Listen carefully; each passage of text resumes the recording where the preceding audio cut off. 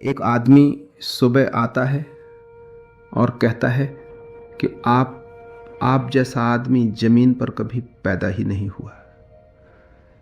एकदम छाया बड़ी हो जाती है भीतर। आखिर खुशामद का सारा रहस्य इसी पर है। और बड़े मजे की बात यह है कि कभी कोई नहीं पहचान पाता कि यह खुशामद है। कभी कोई नहीं पहचान पाता कि यह खुशामद है। यह आदमी खुशामद कर रहा है। कोई नहीं पहचान पाता, नहीं पहचान पाएगा, क्योंकि खुशामद बड़ी सुखद है, छाया को बड़ी करती है।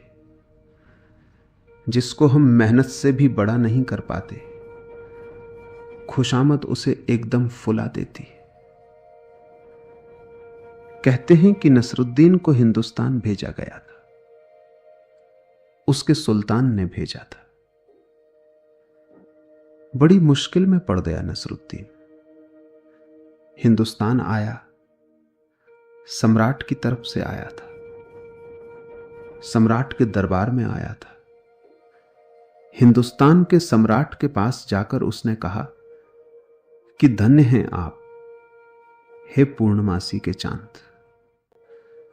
जो राजदूत था, जिस मुल्क से नसरुद्दीन आया था, उसने फौरन अपने सम्राट को खबर की कि यह आदमी आपने कैसा भेजा है।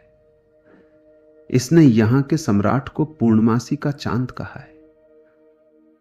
आपकी बेइज्जती हो गई। जब नसरुद्दीन पहुंचा तो सम्राट बहुत नाराज था। उसने कहा कि मैंने सुना है तुमने कहा कि पूर्णमासी का चांद। मुझे छोड़कर और भी कोई पूर्णमासी का चांद है? नसरुद्दीन ने कहा, आप दूज के चांद हैं, लेकिन पूर्णमासी के बाद अमावस ही आती है। आपका अभी बहुत विकास संभव है, आप समझे नहीं। नसरुद्दीन ने कहा कि मैंने क्यों पूर्णमासी का चांद कहा। अब मौत करीब है उस आदमी की, मरेगा। आप दूज के चांद हैं। वो यहां से भी सम्मान लेकर गया, पुरस्कार लेकर गया। उसने वहां भी सम्मान और पुरस्कार लिया। यहां उसने पूर्णिमा का चांद कहकर अहंकार को फुसला दिया, वहां उसने दूज का चांद कहकर अहंकार को फुसला दिया।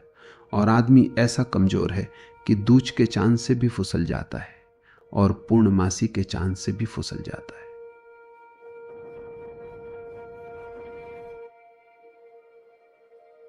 हम तैयार ही बैठे हैं कि कोई कहे। साधारण सी स्त्री को कोई कह देता है कि तुझसे सुंदर कोई भी नहीं। फिर वो आईने में अपनी शक्ल ही नहीं देखती, वो भरोसा ही कर लेती। नसरुद्दीन अपनी प्रेयसी के पास बैठा है, समुद्र के किनारे। उसकी प्रेयसी कहती है कि समुद्र और तुम में बड़ी समानता है। जब भी मैं समुद्र को देखती हूं, तुम्हारी याद आती, और जब भी तुमको देखती हूं, समुद्र की याद आती। नसरुद्दीन फूल गया।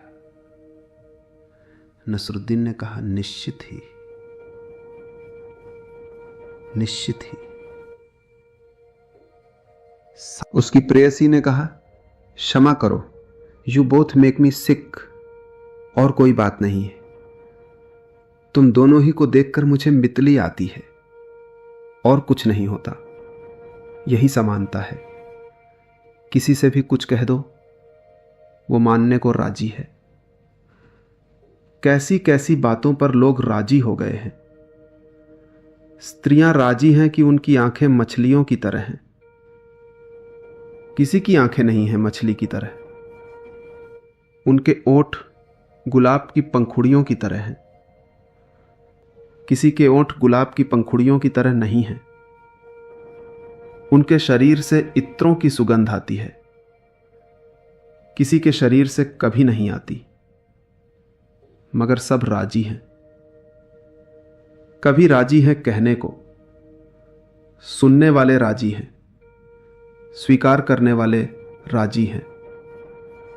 कहानियां पुरानी पिटी हुई, कविताएं पुरानी मरी हुई रोज कही जाती हैं और चलती चली जाती हैं। क्यों? वो इनर जो शैडो है, वो जो भीतर की अहंकार की छाया है, वो एकदम तृप्त होती है। कांटे से भी कहो कि तुम फूल हो, वो राजी हो जाता है, वो राजी हो जाता है। सजग होना पड़े, इस अंतर छाया के प्रति जागरूक होना पड़े। तो लाओ से कहता है कि इस अंतर छाया के प्रति जो जागरूक हो जाए, सातत्य जिस सत्य का है उससे उसके संबंध हो जाते। जो इस अंतर छाया से बंधा रह जाए, उसके संबंध जो क्षण भंगुर है उससे ही होते। इस सूत्र को दूसरे सूत्र में लाओ से ने फैलाया है। इसलिए तत्वविद अपने व्यक्तित्व को पीछे रखते हैं। दोज हु नो, जो जानते हैं, वे अपने व्यक्तित्व को पीछे रखते हैं। जीसस ने कहा है, धन्य हैं वे जो अंतिम खड़े होने में समर्थ हैं। क्यों जीसस का यह वक्तव्य? क्यों धन्य हैं वे जो अंतिम खड़े होने में समर्थ हैं?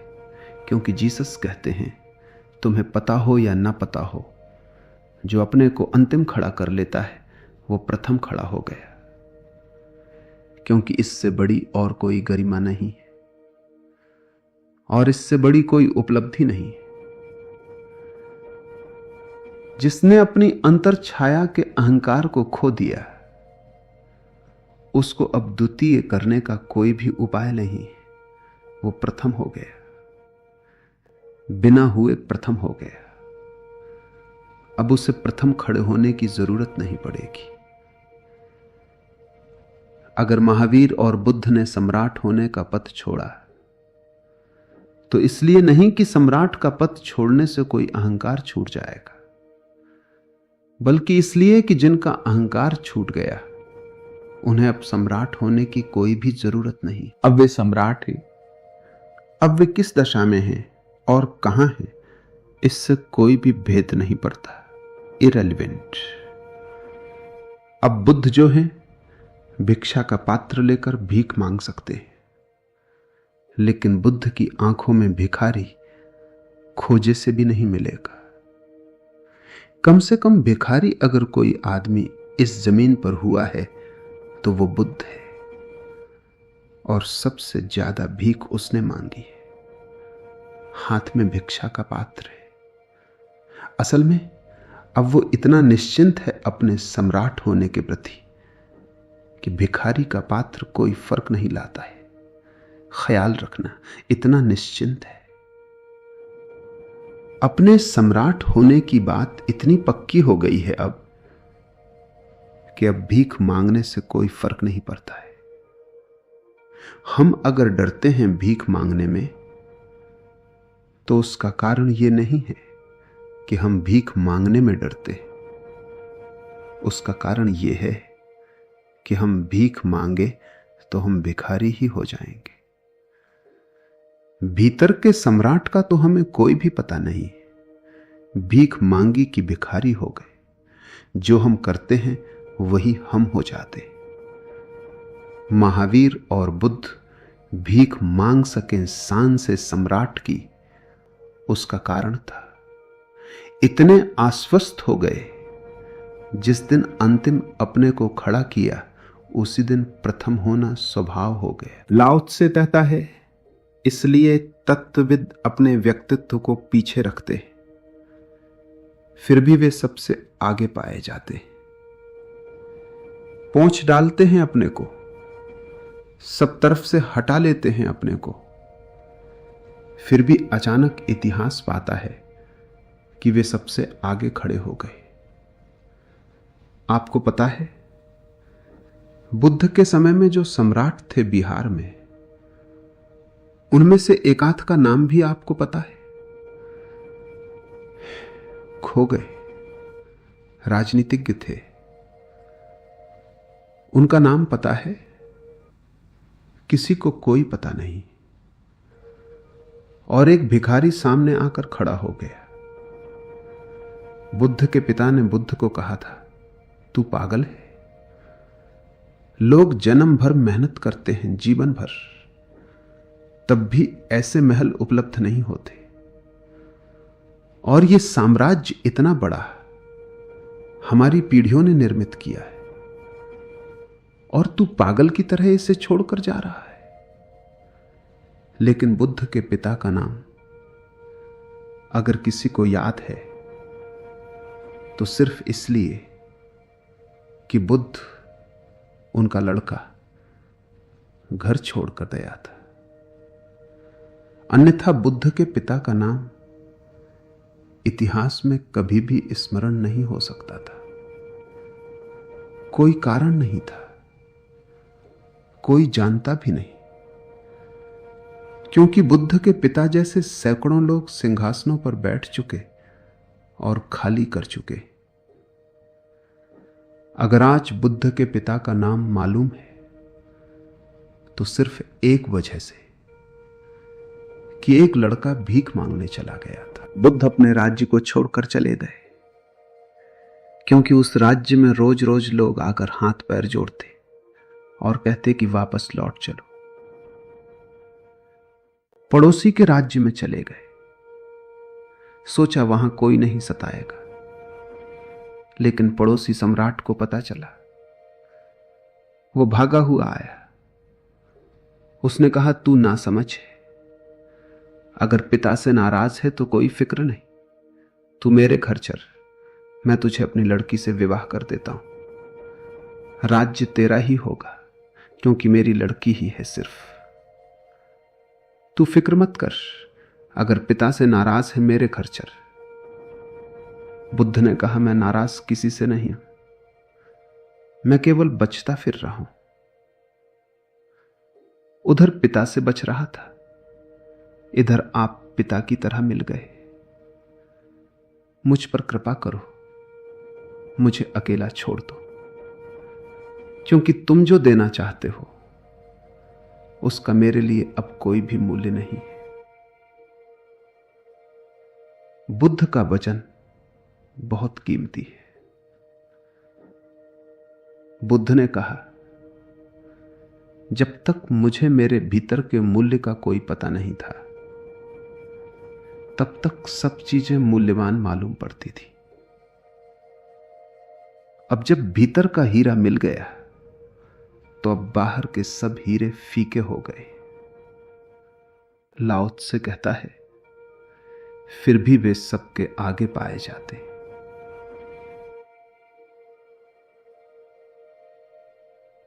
इतिहास की इतनी भीड़ भड़कम है, सब लोग आगे होने को उत्सुक और आतुर हैं। और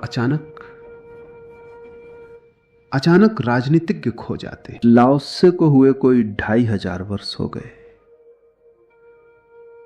2500 वर्ष में कितने लोग आए होंगे, लेकिन लाओ त्से के आगे कोई भी आदमी खड़ा नहीं हो सका। और यह आदमी ऐसा था कि बिल्कुल पीछे खड़ा हो गया था। इसके पीछे खड़े होने का हिसाब लगाना मुश्किल है।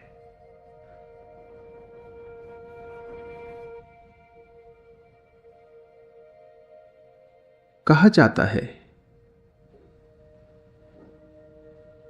कि लाओ त्से मरने के पहले चीन को छोड़ दिया, सिर्फ इसीलिए कि कोई उसकी समाधि ना बना दे। मरने के पहले चीन छोड़ दिया, क्योंकि मरेगा तो कहीं कोई समाधि बनाकर एक पत्थर न खड़ा कर दे। क्योंकि जब मैंने कोई निशान नहीं बनाए तो मेरे मरने के बाद कोई निशान क्यों हो। लेकिन जो इस तरह अपने को पोंछ कर हट गया, उसे हम पोंछ नहीं पाए। सदियों बीत जाएं, लाओ त्से को हम पोंछ नहीं सकते।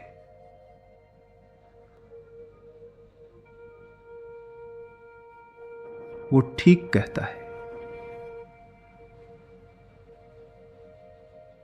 कि तत्वविद अपने को पीछे रखते फिर भी वे सदा आगे पाए जाते। ये सदा आगे पाए जाने के लिए पीछे मत रख लेना। ऐसा नहीं होता कि कोई सोचे चलो ठीक है, तरकीब हाथ लगी, पीछे रख लो, आगे हो जाओ। नहीं, जो पीछे हो जाते हैं वे आगे पाए जाते हैं। लेकिन अगर किसी ने अपने को आगे होने के लिए, लोग कहते हैं अच्छी बात है, उनके मन को तृप्ति मिलती है। अहंकार कहता है ये तो बहुत बढ़िया बात है। बिना आगे हुए आगे होने की तरकीब हाथ लगती है तो हम पीछे हुए जाते हैं। लेकिन आगे हो जाएंगे नहीं। पीछे हो जाता है अगर कोई आगे होने के लिए, तो पीछे होता ही नहीं। पीछे होने का मतलब ही है कि आगे का ख्याल ही ना रहा। अगर कभी नदी में आपने भंवर पड़ते देखे हो, नदी में कभी कभी जोर से गोल भंवर पड़ते। अगर भंवर में आप कोई चीज डाल दे तो शीघ्र ही भंवर उसे घुमाकर नीचे ले जाता है। अगर आपको भंवर में गिरा दिया जाए और अगर आप लाओ त्से को नहीं जानते तो आप बहुत मुश्किल में पड़ेंगे। अगर जानते हैं तो भंवर से बच सकते हैं। अगर भंवर में आप गिर जाएं और भंवर ताकतवर हो तो स्वभावतः आप पहले बचने की कोशिश करेंगे कि भंवर तही मुझे स्कू डाउन ना कर दे। तो आप बचने की पूरी ताकत लगाएंगे। आप जितनी ताकत लगाएंगे उतनी ही आपकी ताकत टूटेगी, क्योंकि भंवर की विराट ताकत आपकी ताकत के खिलाफ है। वो आपको तोड़ डालेगा। थोड़ी देर में आप थक जाएंगे, मुर्दा हो जाएंगे, तो तुम्हारी ताकत जरा भी नष्ट न होगी और भंवर शीघ्रता से आदमी को नीचे ले जाता है। भंवर ऊपर बड़ा होता है, नीचे छोटा होता जाता है। स्कू की तरह नीचे छोटा होता जाता है।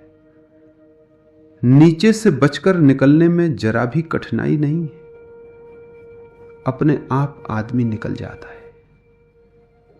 लेकिन ऊपर जो लड़ता है वो नीचे बचता है, तब तक ताकत नहीं रहती। डूब जाना भंवर के साथ, नीचे निकल आना बाहर, कुछ करना ना पड़ेगा। इसे ऐसा समझें, आपने देखे होंगे जिंदा आदमी पानी में डूबते और मुर्दा आदमियों को तैरते देखा होगा। कभी सोचा कि बात क्या है? मुर्दे तैर जाते जिंदा डूब जाते। बड़ी पैराडॉक्सिकल बात है। आखिर मुर्दे को कौन सी तरकीब पता है जिससे वो पानी पर तैर जाता है, और जिंदा को कौन सी तरकीब पता है कि डूब जाते हैं और मर जाते हैं। जिंदा को एक ही तरकीब पता है कि बचने की बड़ी कोशिश करते हैं। वे बचने की कोशिश में ही थकते हैं, थक कर ही डूबते हैं। सागर नहीं डुबाता, पानी नहीं डुबाता, भंवर नहीं डुबाती। आप थक कर डूब जाते, लेकिन मुर्दा लड़ता ही नहीं। मुर्दा कहता है, ले चलो जहां ले चलना है। सागर उसे ऊपर उठा देता है। वो लड़ता ही नहीं, तैर जाता है ऊपर।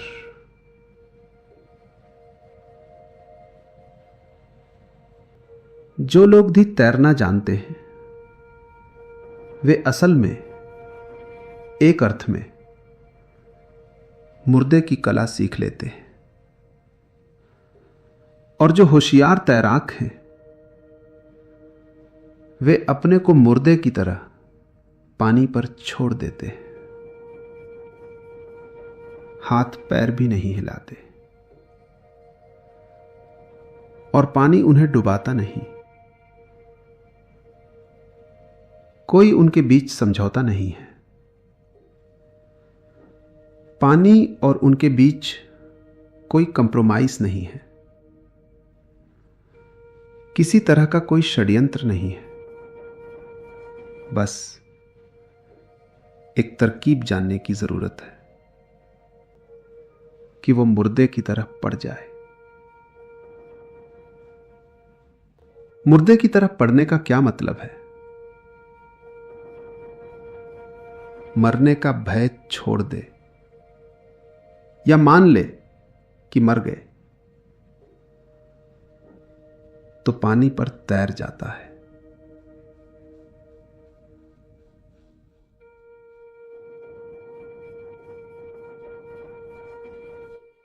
लाओ त्से कहते हैं, सुरक्षित हैं वे जिन्हें सुरक्षा की कोई चिंता ना रही।